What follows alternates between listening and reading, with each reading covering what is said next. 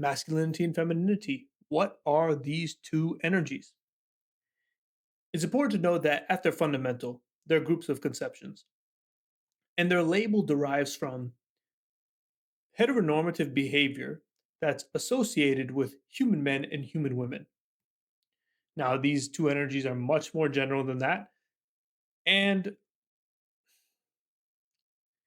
regardless of your gender and sexual orientation, you got both.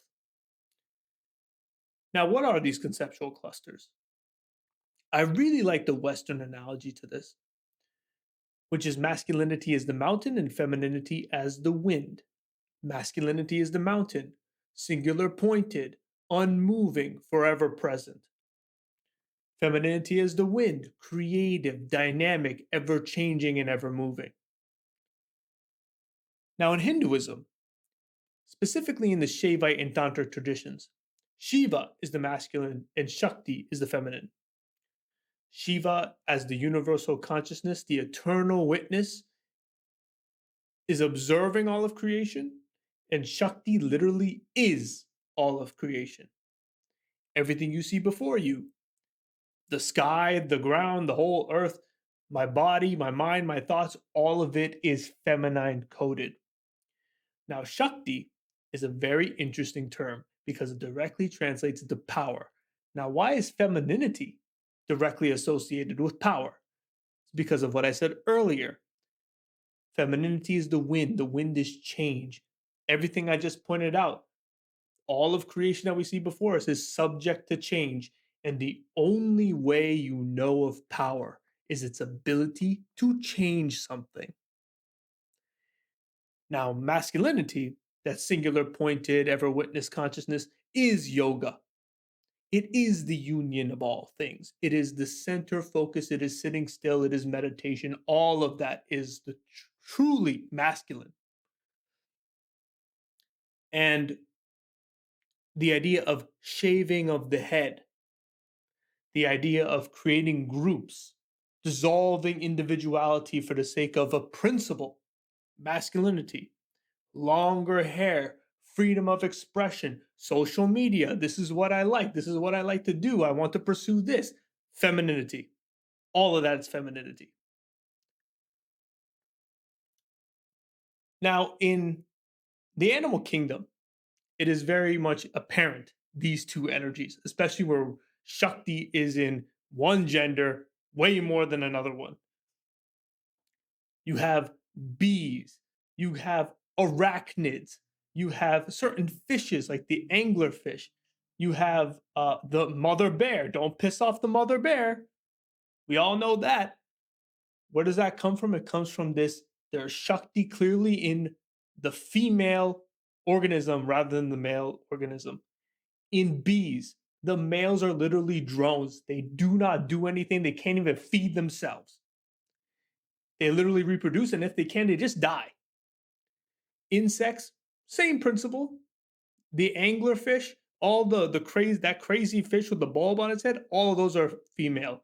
The male ones look like little leeches. They don't do anything. They just there to inseminate. The arachnids, all the big ones, all the big poisonous ones are females. We're done mating. I'm gonna eat you now. That's the female spider. Like in the animal kingdom, there is clearly a domination with females having the entire toolkit. Now, birds are very interesting because all the male birds is what we associate with beauty. We want females, the human females, to have earrings and jewelry and to look beautiful with dresses and wear makeup. Male birds are the ones that are iconic for their patterns, are iconic for their beautiful mating rituals. The peacock, that beautiful pattern, all of them are males. So there's clearly experimentation with what we consider femininity within different organisms throughout creation. Now, what about organisms like humans, where things are more, where this Shakti is more distributed? Now, the distribution of Shakti is associated and directly correlated to the distribution of labor, where Shakti is given to the male counterpart as well, where the female no longer has to be the Swiss Army knife of different things and also reproduce. The males also are able to carry a lot of those roles without the reproductive system so that they are able to carry out tasks very efficiently. And nature has directly selected for this distribution of labor. This is why humanity is where it is right now. The level of efficiency that developed agriculture and architecture and all that other great stuff is through this distribution of Shakti. Now, this is a very key point I want to make in this video. There are certain groups of people that believe that if we get rid of the other gender or the other sex, that all our problems will be solved. There's women that believe if we get rid of men, everything will be solved. There's men that believe if we get rid of women or we subjugate them or whatever, all their problems will be solved. Nature will always find a way to balance itself out, either in its extremes or its dissolution in the middle. To say that, oh, there is something over there which I want to eliminate that I believe to be independent is completely false. When you eliminate one thing, it's interconnected with the things that you take for granted, which you ultimately will change fundamentally yourself and everything you see before you. There's an equal and opposite effect for everything. Femininity and masculinity are equal and opposites of each other, and there's no such thing as a two-sided coin. They are of the same coin. Getting rid of one gets rid of the other, and there's no around that. Now, it's important to realize what is in you as a human being, that you have both energies, and to realize its extremes on both ends, as nature does. It polarizes things as well for equanimity. What are the symptoms of extreme masculinity and extreme femininity within a person? And this has nothing to do with gender. It has nothing to do with sexual orientation again. You could be a woman and you could be heavily masculine. You could be a man and be heavily feminine. These two energies coincide with each other and exist within everyone. Let me emphasize that before we get into masculinity as a flaw and femininity as a flaw when it is over encumbering somebody. Now, masculinity, singular pointed. This singular pointedness could be pointed at something pretty bad, especially with Shakti backing it. It's the thing that makes typically men very easy to radicalize. It also makes it so that when someone has a lot of masculine energy, they're very much able to throw themselves at something at the expense of a lot. You see certain champions, high excelling people, very good at this particular thing, but at the great expense of things that we take for granted. Hygiene, they end up socially inept, all these different things.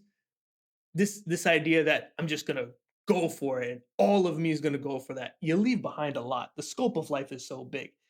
Now, femininity, a balanced femininity, makes sure that hey, you can be very high achieving and you can be really good at other things.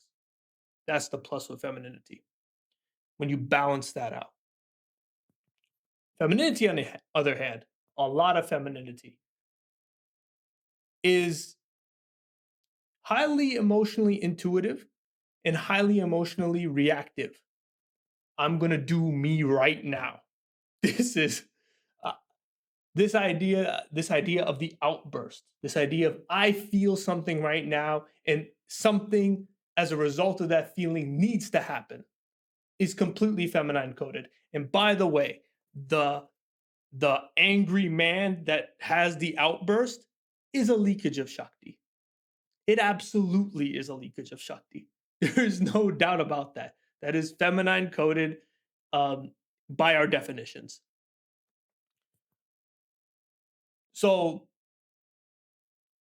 masculinity to aid that emotional outburst creates that ability of containment, that ability of focus, that ability to of I can be Kali right now and go out and destroy everything. Or when I step on Shiva and I realize what I'm doing, now I can control that emotion and direct it to something and be very potent and be very productive and be very good. The balance of the two is very important. And that's what you learn from Kali and Shiva in that image where she is stepping on him. Now, while maybe these things are flaws, they're definitely useful in different controlled scenarios. These are not absolute flaws. They're definitely useful in their own controlled way. It's important to know when to deploy something and to use that to your advantage. And the only way how you can really do that is by recognizing what is within you first and being able to label those things. And then by understanding and labeling those things, you can then pick and choose in the right direction. And then with the proper practice to deploy masculinity and femininity in your life. Now, depending on your biological structure and the karmas that you've undertaken, you have a conduit ability for one more than the other. The heteronormative stuff is still important. It's like a likely scenario of like how much more of one that you have than the other. Not always the case, clearly, but understanding how to invoke the calmness from masculinity, which is true masculinity. It is that I am indifferent. I am the rock. If you hear like some women or some partners of another person typically say, oh, he's my rock. That's a really balanced masculine trait. This idea of yoga, this idea of breathing, this idea of putting things into um, control, great masculine practices, feminine practices, to the accumulation of Shakti, the accumulation of being able to work out certain other types of yoga, tantra, these rituals, rituals with fire, rituals with murtis and vigrahas. When you observe the fire and you look at the eyes of the murti and you get that emotional response from the puja or whatever ritual you're doing, that is the perfect invocation of that feminine energy, regardless of the image before you. It could be Krishna or whatever. It could be Lord Shiva. You're still invoking that Shakti within you when you participate in those rituals and you actively view and look with a lot of emotion and love for that deity and that image. Um, and when you're able to do these things, you would become a lot more of a balanced person, and naturally, you as an individual will know your true design, your true calling in life, and find your purpose a lot easier when understanding both masculinity and femininity. They become tools in your arsenal, and the mastery of any type of energy can only lead you to the highest. This is the Hindu conceptualist signing out.